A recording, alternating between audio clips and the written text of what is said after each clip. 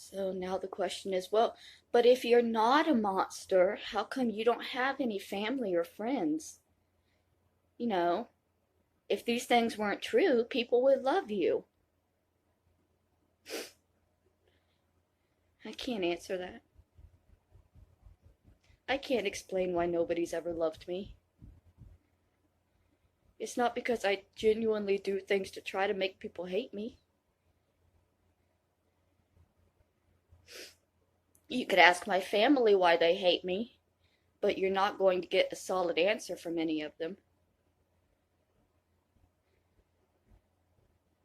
My family is abusive. That's why I have no family. Because my family is extremely large and extremely abusive. They deny the abuse. That doesn't mean it didn't happen. I grew up in hell. Absolute hell. And that's not an exaggeration. My entire childhood was in a war zone. Constant screaming, constant fighting. Every night I feared that my father would kill my mother and then question what would happen afterwards.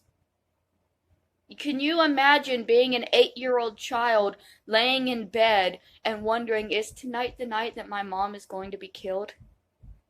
Is he going to kill us after? What happens next? I was always prepared for the inevitability. It just so happened, in the end, he killed himself. That was always going to happen. It was never going to end until one of them died. That's how abusive the situation was. I had head lice for 18 years of my life. Every time Meemaw would get rid of them and I would go back home, I'd get them again. Weeks of... I missed a lot of school because they found out and they wouldn't let me come back until I got it all gone, and I had a lot of hair. My grandmother was the one that primarily took care of it. Normally she would use kerosene because the regular lice shampoo, it didn't do anything. We had like super lice or something. And so since the regular lice shampoo didn't do anything, my grandmother would put kerosene on my head. I don't know if any of you have ever gotten kerosene in your eyes, but it's not a pleasant feeling.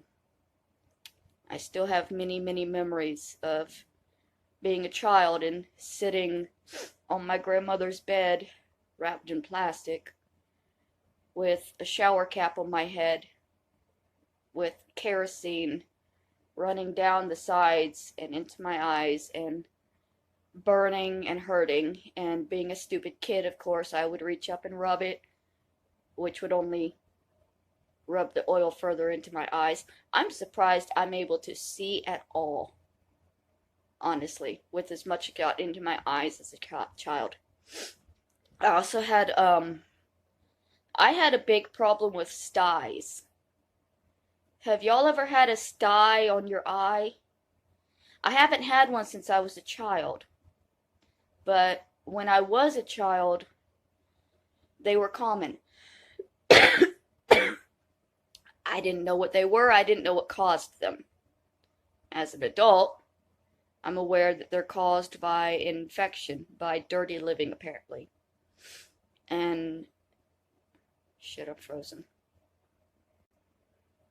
Sorry, I froze up.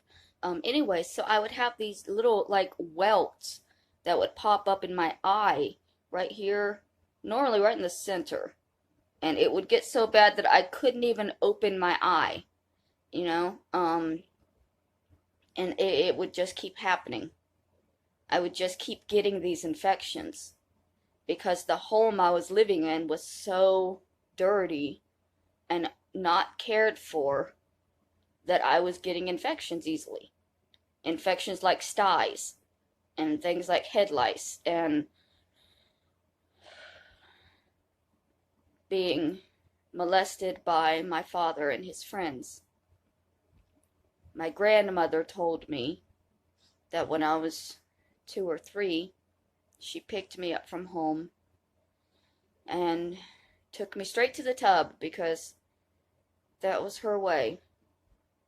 My mom's home was so nasty that she wasn't going to let me in hers for very long without stripping down and getting all that in the wash. She noticed that I didn't want to take a bath. I fought, I cried, and when she finally got me in the tub, she noticed that I was red and swollen, down there. And she knew what it was from, because she had been in the situation enough times to understand immediately what was happening.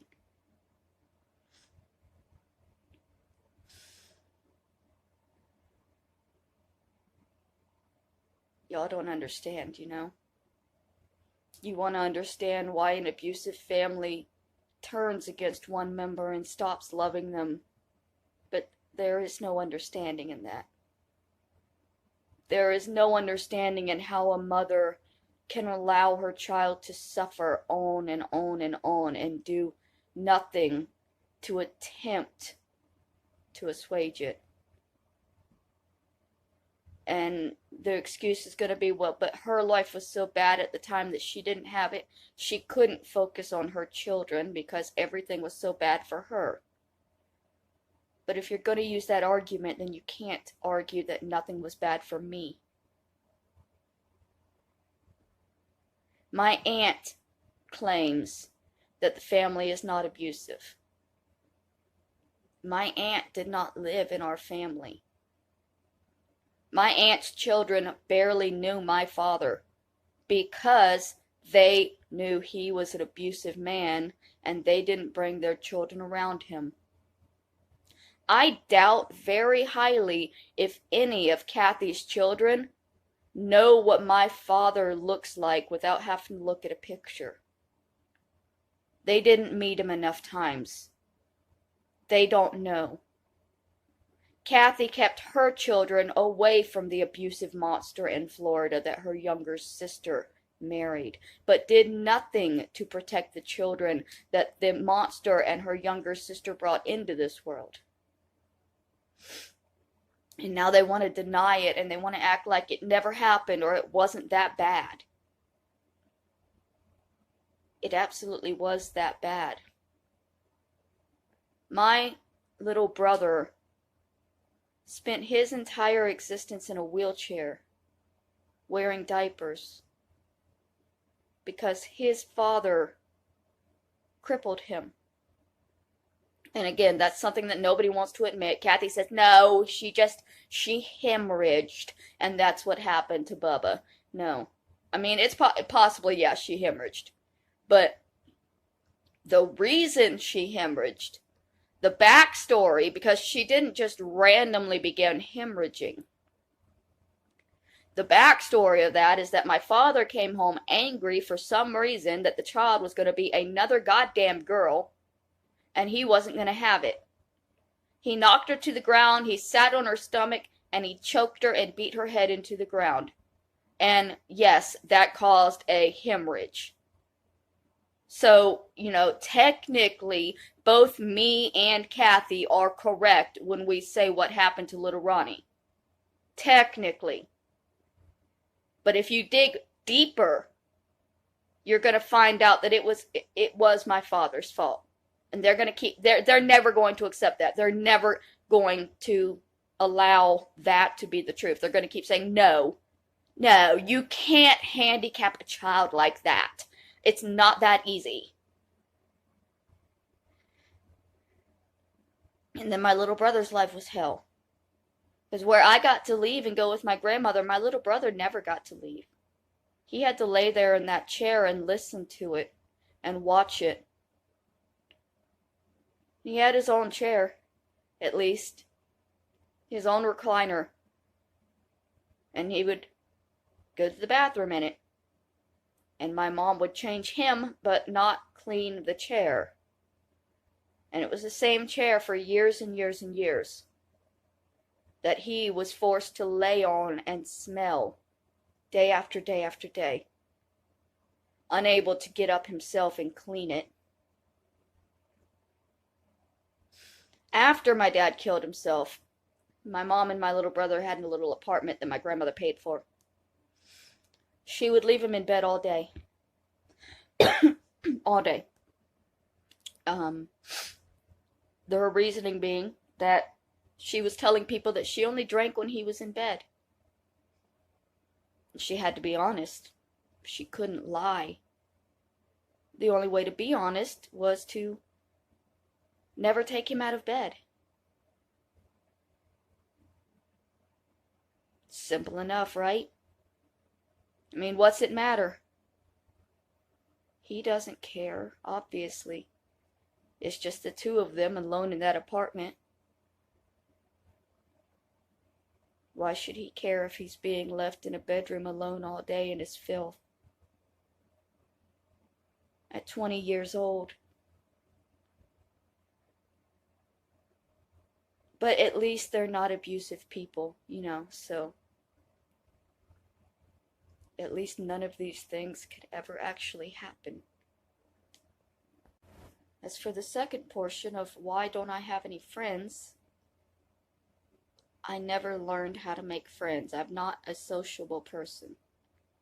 It's one of my schizophrenic tendencies, one of the parts that turns my bipolar into schizoaffective disorder. I don't connect with other people. I never have.